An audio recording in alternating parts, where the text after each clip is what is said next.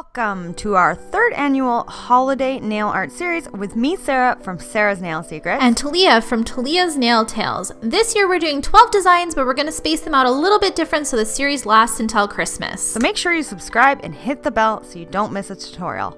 Let's get started. Welcome to day 2, everyone. Day 2 was titled Pastel Christmas. So in my mind, I envisioned a really Christmassy set using a whole bunch of pastel tones. I wanted to incorporate some sugars, some Swarovski crystals, some hand painting, some ornaments, some presents, and by using a whole bunch of different nail art mediums, I was able to achieve that. Let me show you how.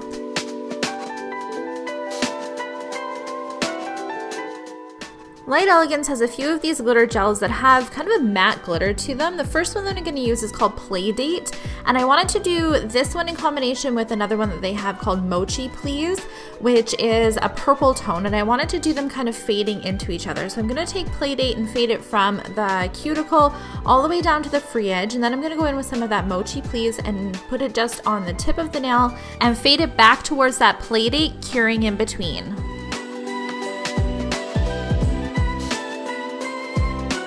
Fusion's 2018 spring collection was a whole bunch of really nice pastel colors. I'm going to use a bunch of them in this design, including this one, which is lavender.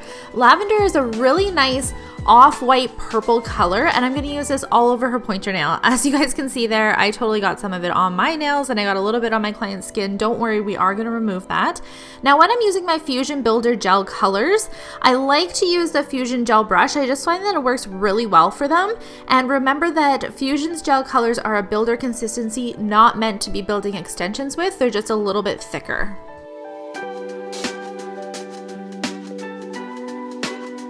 The next color I'm going to use is Mint from that same collection, and it is a beautiful mint colored gel. It's a really nice off-white green type of tone, and I decided to put this all over her middle finger. Now her middle finger is where I wanted the ornaments to be, so I wanted this nail to be completely covered in this color, and then I knew I was going to do some Christmas ball ornaments right at the free edge.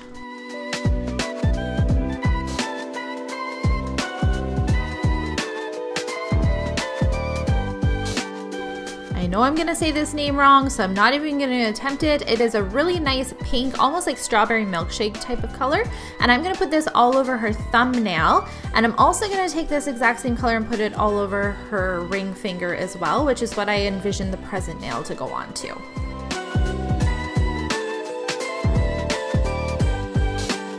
On top of the green where I want the ornaments to be, I'm going to take some of Light Elegance's Pink Diamond, and I'm just going to make a round shape with this glitter gel. After I have it kind of looking the way that I want, I'm going to go in with some of this loose glitter here. This one that I'm going to use is the pink one called Pink Lust from Glitter Boutique, and I'm just going to place it on top. This is going to give this ornament a little bit more dimension when all is said and done.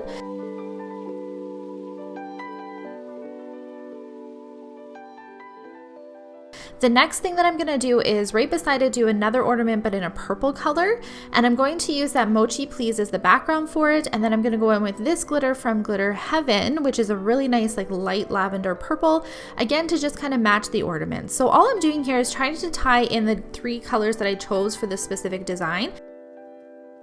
I am going to embed all of these nails with my Fusion SL Clear, and when I'm putting my Fusion SL Clear down, I like to do a little bit of a slip layer, then go in with my gel, and I like to have my clients turn their hands upside down. That way I can get the gel pooling where I want it to before I cure it.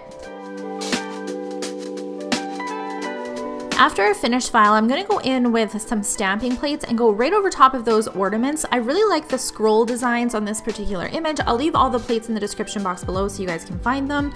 And on the ring finger, I wanted to do a really nice present design with 2 of these large lines and some of these accent type of pieces on top of it.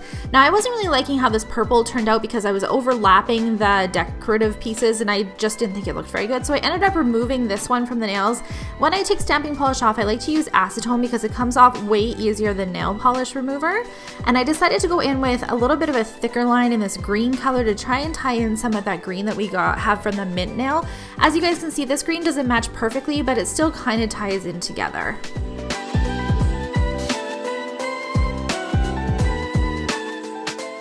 One of my go-to designs for Christmas nails is to do layered snowflakes on top of each other. I just love how this looks. So because it's a pink background, I'm gonna go in with some of the purple and the green to tie the colors together, but also this really nice pop of white. I love how that came together. Glitter Boutique released these Pastel Sugar Sets, and I love them. I knew I wanted to include them in this particular theme. So what I decided to do is stamp some trees on her pointer finger. This way I had a little bit of a guideline for when I went in and did my sugar nail. So after they were stamped, I went in and top glossed them with a tack-free top gloss. I cured that, and then I went in with a second coat just to make sure everything was all sealed for it.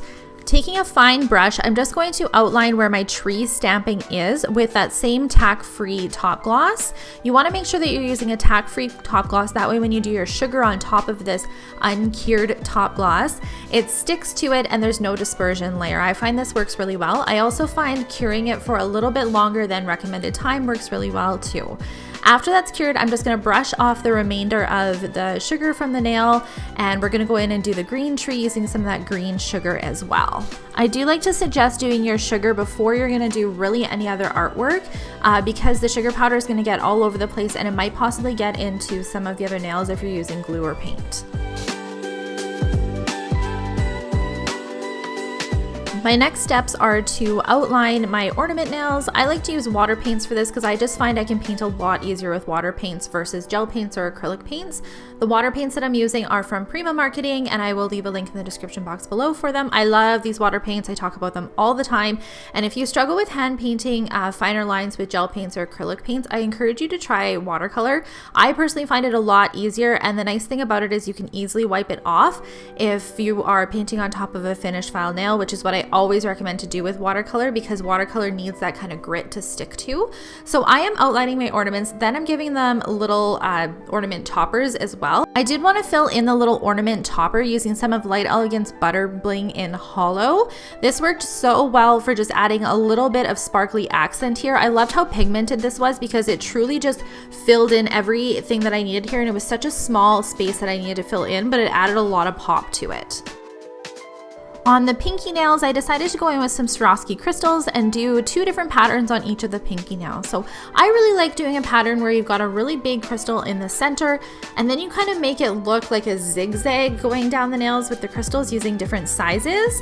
Sometimes this is tricky to do to have it line up perfectly, but in this particular design it worked really well. So because my base is green at the cuticle and purple at the free edge, I wanted to try and incorporate opposite colors going down the nail with the crystals here.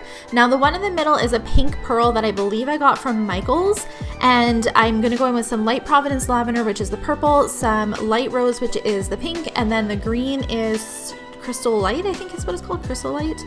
And I love all of these colors together, and I found using these particular crystal colors to really tie in the entire design as a whole.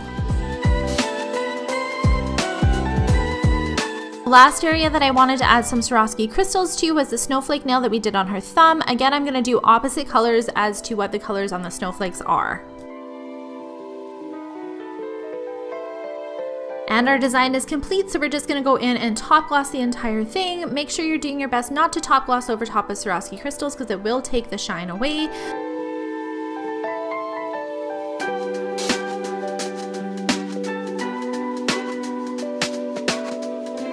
Thank you guys so much for taking the time to watch this video. I hope that you enjoyed seeing my version for Pastel Christmas. Make sure you head on over to Sarah's channel and see what she did for this beautiful, long, gorgeous nails.